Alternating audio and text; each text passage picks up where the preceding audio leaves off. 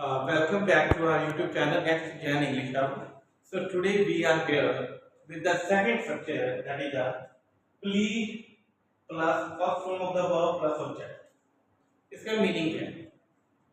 Whenever we make the sentence using please, we always use first form of the verb.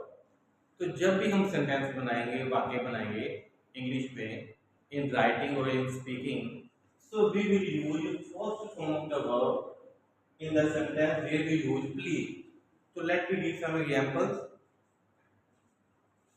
I will use these words: accomplish, ACCOMPLIS. Accomplish means complete. Follow, follow. These two verbs I will use to make the sentence. Please accomplish my task. Please accomplish my task. Please accomplish my task or work. Please follow my advice. Please follow my advice. So in this way, using please plus first of form the verb and then object, we can make numerous sentences.